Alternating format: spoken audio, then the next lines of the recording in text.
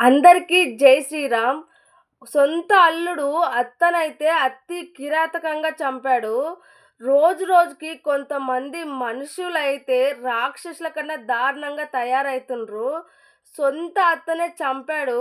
అది అత్త మీద కోపంతో తన కక్ష సల్లారే దగ్గర 18 ముక్కలుగా నరికి కవర్‌లో అంటే బ్లాక్ కవర్‌లో కట్టి ఒక్కొక్క పార్ట్ ఒక్కొక్క ప్లేస్‌లో పడేసి ఎళ్ళిపోయాడనమాట.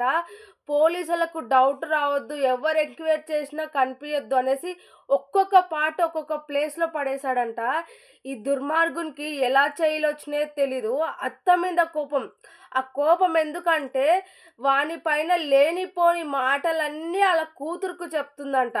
వాళ్ళ కూతురుకు చెప్పడంతో వాళ్ళ కూతురు తన పైన అసహ్యం పెంచుకుంటుందనేసి లేనిపోనివన్నీ నా భార్యకు చెప్తున్నావు నా గురించి అని చెప్పేసి వాళ్ళిద్దరికి ఇంతకు ముందు గూడా గొడవలయినాయంట. ఆ తల్లి ఎందుకలా చెప్పిందో తెలీదు కానీ, నిజంగా అలా చెప్తే నీ భార్యకు నువ్వేంటో నీ భార్యకు తెలుసు. నిజంగా నువ్వెలాంటి తప్పు జేయకుండా నీ పైన లేనిపోని అబద్ధాలు చెప్పి, లేనిపోని నిందల్ని నీ అత్త నీ మీదేసి నీ భార్యకు చెప్పుతుందంటే, నీ భార్యకు నువ్వేంటో నిరూపించుకోవాలి. నీ భార్య పైన నీకంత ప్రేముంటే నిరూపించుకోవాలి. అంతేగాని అన్యాయంగా ఒక ప్రాణాన్నయితే తీయొద్దు. నిజంగా నీకు కక్ష ఉంటే నీ అత్తని నీ ఇంటికి రానియ్యకు.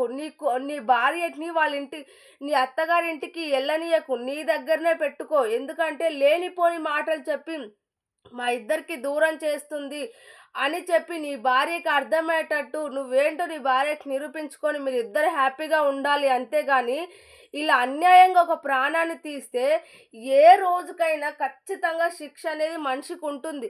ఈరోజు చిన్నదానికి, చిన్న కోపానికి నువ్వు పెద్దగా చేసుకున్నావు. ఇప్పుడు పోయి జీవితాంతం జైల్లో కూర్చోలే. నీ భార్య కోసం ఇప్పుడు నా భార్యతో నన్ను అసహ్యం చేస్తుంది, నా భార్య నా పైన అసహ్యం పెంచుకుంటుంది అని నువ్వు నీ అత్తనైతే చంపావు దూరం పెడుతుందని. ఇప్పుడు నీ భార్య జీవితాంతం నీతో కాపురం చేస్తుందా? అస్సలకే చెయ్యదు. ఎవరు చేస్తారు చెప్పండి? జైల్లో పోయి కూసుంటారు. ఈ చిన్న చిన్న కోపాలకు కాస్త పెద్దగా చేసుకొని జీవితాలైతే నాశనం చేసుకోకండి. అత్త మీద కోపంతో అల్లుడైతే అత్తని 18 ముక్కలుగా కట్ చేసినంటే మరి ఆ చెయ్యిలు ఎట్లొచ్చినాయో మళ్ళా ఈయనకు తోడుగా ఒకడు సతీష్ అంట వాని పేరు. వాడు ఇతనికి సహాయం చేశాడు. చంపడానికి తోడుగా వచ్చాడు. ఇలాంటి పనికిమాలిన పనులు చేస్తే ఇది తప్పురా నాయనా ఇలా చెయ్యొద్దు అని వాళ్ళకు మారేంత వరకు నచ్చజెప్పాలి. అంతేగాని వాళ్ళకు సహాయం చేస్తారు. ఏంటో అర్థం కావట్లేదు ఈ జనాలు కొంతమంది. నిజంగా మంచి పనులు చెయ్యండిరా. కొంచెం ఎవరికన్నా బాధలో ఉండ్రు, కష్టాల్లో ఉండ్రు, హెల్ప్ చేయటనంటే ఏ ఒక్కరు ముందుకు రారు గానీ, ఇలాంటి పనికిమాలిన పనులకైతే ఎక్కడి నుంచి ముందుకొస్తారో మరి తెలియట్లేదు. అదే వాళ్ళ ఫ్యామిలీలో ఇలా జరిగితే ఏ ఒక్కరైనా ఊరుకుంటారా? ఎవ్వరు ఊరుకోరు. ఒక నిండు ప్రాణం పోయింది. 42 సంవత్సరాల ఆంటీ ప్రాణం పోయింది. ఆళ్ళ కూతురు ఎంత బాధపడతది. అలాగే తనను నమ్ముకొని తన భర్తున్నాడు. ఇప్పుడు ఆ అంకులు ఎక్కడ పోలే. ఈ వయసులో ఆ అంకుల్‌ని చూసుకునే వాళ్ళు ఎవరు? ఎవ్వరు లేరు. ఎవ్వరు చూసుకోరు. ఒకరికి ఒకరు ఈ రోజులల్లో ఎవ్వరు కావట్లేదు. ఎందుకు? నువ్వు నిజాయితీగా ఉండి నీ పైన లేనిపోని అబద్ధాలు నీ అత్త చెప్పుతుందంటే, నీ అత్తకు ఒకసారి వార్నింగ్ ఇచ్చి పెద్దల్లో కూర్చోబెట్టి మాట్లాడడమో, లేదంటే పోలీస్ స్టేషన్‌కెళ్ళి నాకు నా భార్యకు దూరం చేయాలనుకుంటుంది. నాది ఎలాంటి తప్పు లేదు. లేనిపోని అబద్ధాలు, లేనిపోని నిందలు నా పైనేసి నా భార్యకు నూరిపోస్తుంది. నా భార్య మైండ్ అంతా చేంజ్ చేస్తుంది, మార్చుతుంది. నా భార్య లేకుండా నేను ఉండలేను అని పోలీసులకు చెప్తే, పోలీసులే నీ అత్తకు ఎలా కౌన్సెలింగ్ ఇయ్యాలో అలా ఇచ్చి మార్చేవాళ్ళు.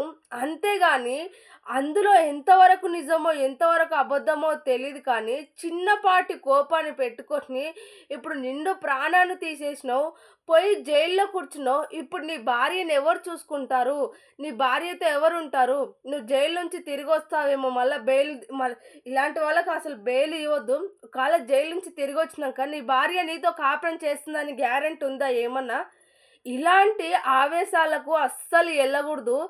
ఎందుకంటే చేయలారా మీ జీవితాలు మీరే నాశనం చేసుకుంటారు కాబట్టి, ఒకటికి 10 సార్లు ఆలోచించాలి.